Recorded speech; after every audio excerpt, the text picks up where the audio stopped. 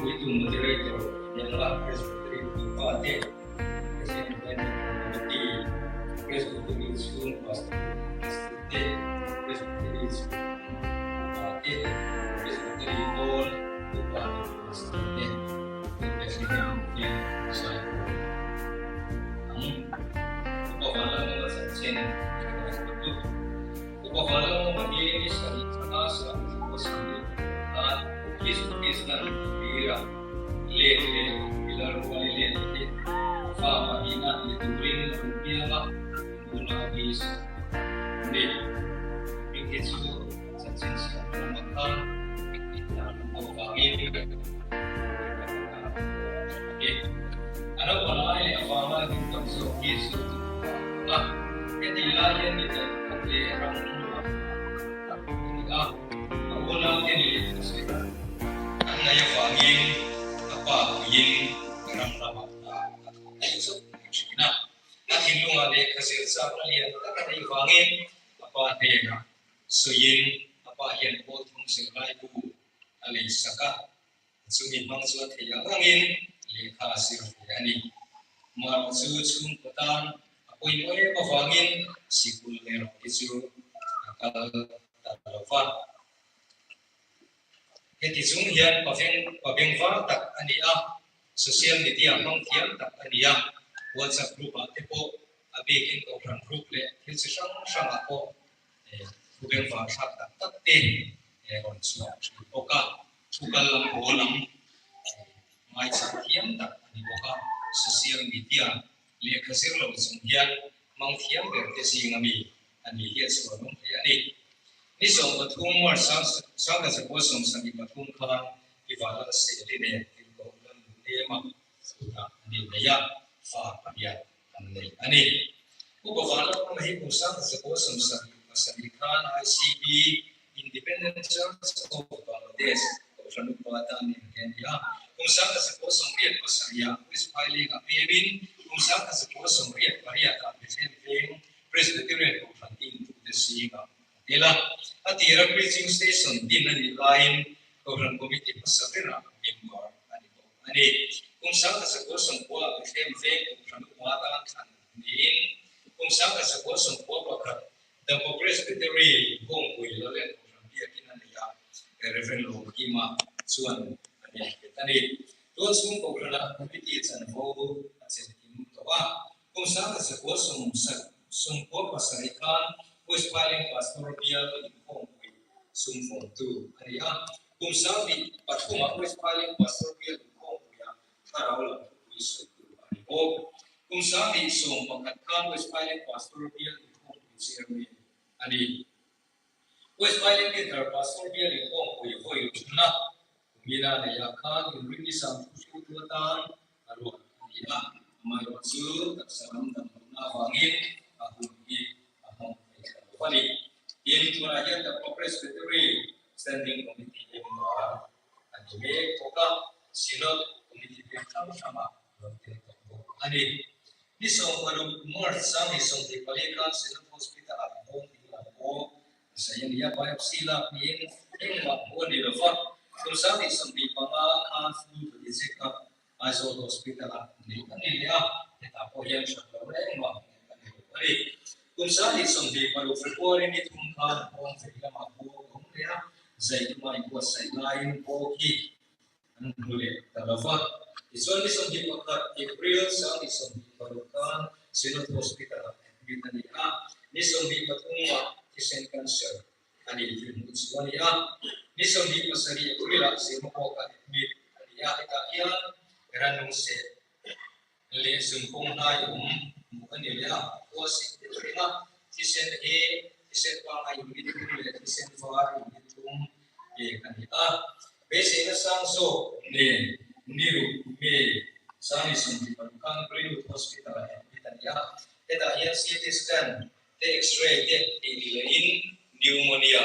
ani himusko ani ya misong pali pe sang isum di parukan sau so le in ICU ya emini fe kai landa khate di sum di mga khan arong ako sa train langwa ne na inso santa ani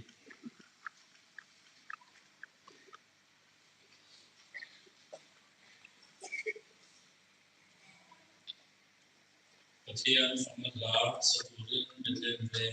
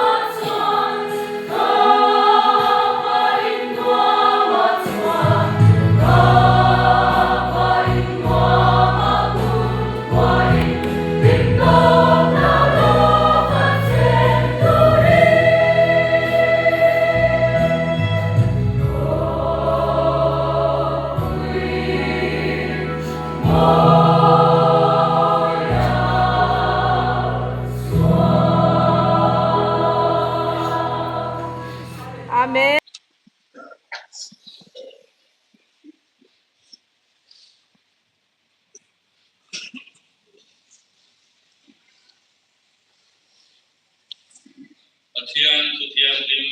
Chianin Lapai Kato Jeremia Bung Somtum Patum Sangtum Jeremia Bung Somtum Patum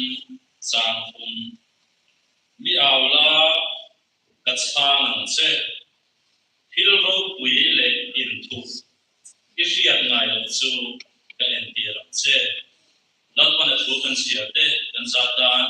Malmin Se Ijong Chai Olapa dan Pathian Dun Guna Hian Mi Ten Thamwan dan Gaya Kowe Lina Ape Kang Thamwan Nanilo Nang Matang Suak Thamwan Nange Hina Din Korbuan dan Zome Raihian Di Thamwan Natutsa Kan Ikatu dan Kampian Minun Diram Se dan Lapa Isua Krista Mil dan Rodile Amen. Apa ini ya? Anrong kawal pui upavan lalma suanin satuan ram milopan santa a presbytery ako pan ampuin at wisel maya ni kumate suanin ipom pui ipon latang kaya takin kuntat mga kaya presbytery in Ranggol tu misha yung may kan kalian kasi maya pungamangay ko sukiya kami ani una ko standing committee ate ala terke ani when dia berdoa sama maya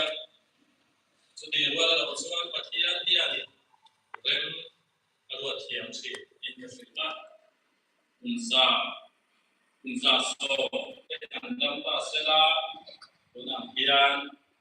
robui takin kan kalian mami kita pun so ta ila au online ta ocean kota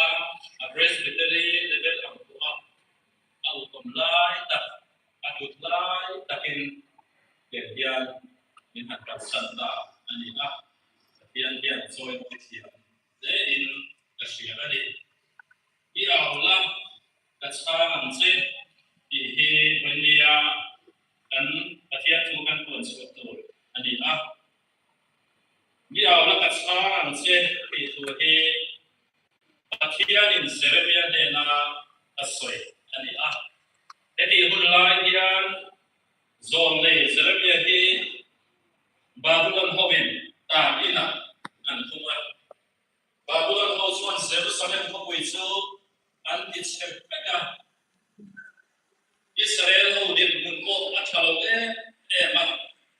andil munkilai takian zone Jerusalem na hian takian in hetoro ruita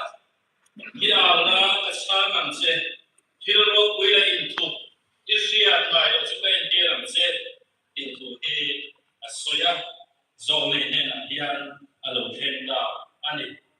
pathia dia harsat na hangin hilro kuile intu men model ni atum ko chena eko mela kam sun dia kan rim ren thena kan mit tui ata pun chena kan sak wen thena kan sak pun alo thena kan fisel ren thena kan borsom pun ada tengah damai dua bagian duan dan di luar angin dan di pun ada tengah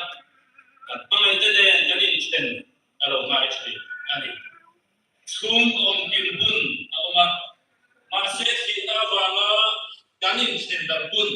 kalau tengah ceri bagian dari luar ani tansi ani Kursi itu untuk kata-kata dia engkau tahu dua tahun yang puna oma, kiri puna puna oma, poi puna di lung puna oma,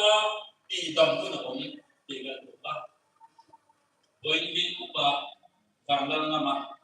kan hanya tujuh kalau kita sih kajian dari lupa. Ani engkau tahu kita ingin kalau sendiri apa kan tuh kita kan tuh itu loh kan itu salah satu treatment pokoknya apun ada tujuan mesti tentang itu tujuan manusia environment bagian yang harus seperti makan lagi kalau siap itu macam itu bagian yang dua tadi siap kalau siap Pasal pasien yang ini mereka terus pakai apa kita kita kan sudah lakukan di bagian sudah lakukan ini maklum Rongga itu dia nanti bola lepas kemudian cara seperti mereka tak bagian itu amal buat wanita semua kalau itu boleh ini atau sebelum ikan siapa ikan ada bagian yang kita catat boleh minta saksi. Ani, istilah kaso yang kan fisik lain, kan hidup lain, kan lumoi lain. Tujuan bagian berfungsi, harus fokusnya. Bagian yang harus sebagai makan mga araw punya mengubah diri, akan fokusnya. Kalau punya itu, kan latihan lain, kan labung lain, kan la experience lain. Dan seluruh itu adalah tonal. Itu iklan dan bagian search foto, movie azok sih, tombol sini. Kita bawa bagian bagian kan apa tu? Saat semua buat acara sompakan, kemangan dijual ke kawang sih, nangin dijual bawa siapa ikan buah. Saat siapa kemudian memang awal hit. Bagian yang lain kami ngecek ini, asesian mereka. Sahaja kemudian memang atau ini bagian apa? Betul atau zaman bagian apa? Silang anjuran lohenca, bagian atau mana? Bagian suara, kalau cam ngecek. Ada bagian yang urusan hotel, enggak ganti pun juga. Bagian ini kima. Anjing ngam agak cukup itu. Missing nun abu itu tak hijau. Hina kan doa hina diungkor. Nam akhir tak tersuruh yang bertolak itu. Real feeling kita harus ini. Pasien lampu ini harus ini. Mulai malu kan ini apa? Bantu tersiapkan angkat pada. Pasien open doa. Kan bunga sa kapiyan kan bansate aunse sam sa sombariat sam dia tamat sam buat ka bisingli chan ai chuan lalpa ne na tluk lo ka soka bilia kin chan ai chuan lalpa ne na tluk lo ka so ikan har samare ki na sondam chabel chu pathian ne na tluk lo to mai ki ani orang itu pasien dia apa dia capai apa mereka itu pasien sudah apa dia itu mulai runtuh ni amai ni sih dia Allah kesan sih itu kan pasien ni karena khusus namanya yang awal tu mungkin lo ngai sahaja ni itu ni lah besi nak kalau ni bilung ngai ni nak tambah nama ni Hima sudah ada kalau boleh tak, kalau sendiri tu ani.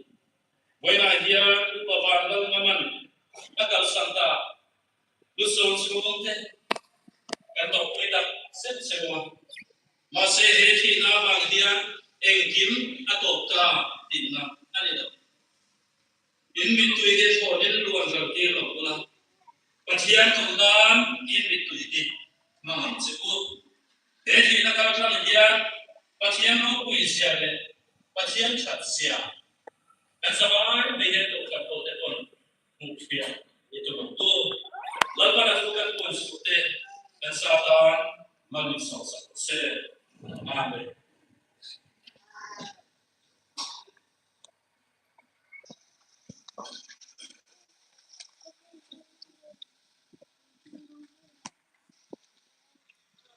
Trong trai turin upacara mewaswara Secretary Junior the Presbytery Lexington thiên này trong trái cũng ô là qua cái thiên chúng để mình mong anh tu với nia cần cho anh hùng tiềm lâu thiên cần ngày tu in sẽ tiềm hơn xa cần bây giờ sẽ mà among ang zit ani mà sẽ hết rồi nó sung đi irim lo na film tak athawalan sumo kani khoi takin he lamba namarim lo na film takani ti minsia tira tharabin bi umsui ezela kan we illallah kan patian koni yan kan rom polui ichia ha rinom tak upawana ngama alo tam de ti na turtan ko ran hote mi maute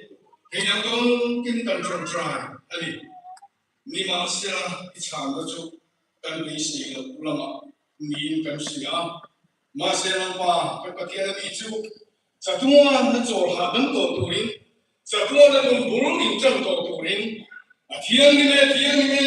di infal serafim ni nama faktor turin ani itu pasal tu ni lapa kepatian bunyi yang Komai takin akal sang, anu kui parau te kau orang te ro kicu, minai tu kan mai tak setani, ahun lau kan kia kan lak hadil ani, komai takin lapa kan patian farain akal sang bau kikan ring, tu nai sang ro kui tak tan lai kha kan, mina ola ka sang se, dia ro kui le tu bisiat ngai lo kasi kiran se, itu kan patian su, he tina mangan kha pe lumai kha. Begitu nak orang yang ibu dengan ini, kalau sahaja cuma yang orang siap orang tidak, asumai kata kuilawa katakan, namcuan awsia, namcuan basicia, ilaman hoikat tidak turin, cara minjen tetap je, lalu katakan mungkin asal amun dua kita bela pun itu renung lalu amun dua song di rumah katla, isyarat yang mana tu tapi minjen sila minong kuikat turin orang hotel sungai kapsong sengti lama buka selo turin kapsong kangen tak seni ulo kale seni ako heko rayan among kapsong song bilapa charabin rombo khatla itil ki teknologi kuikat suama in amati namang yan aron pon sel turin song italal pa Yesus Kristan in kalong tila se amen.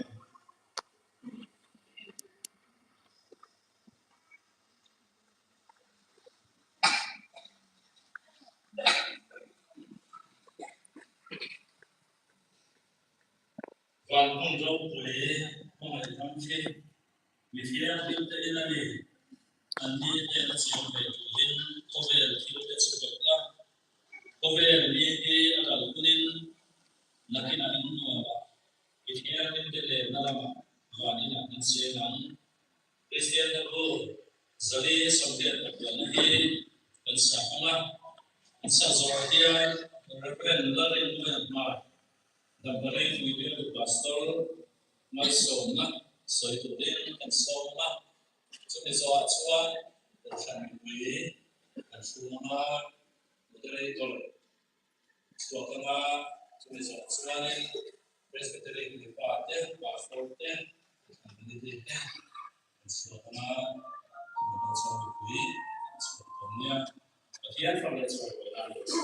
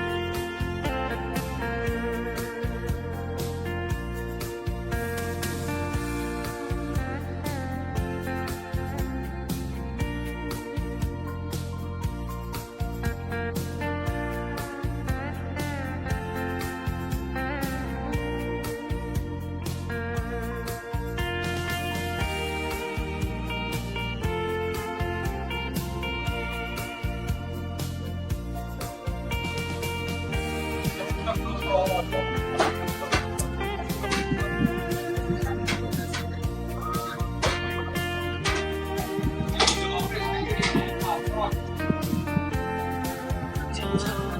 you.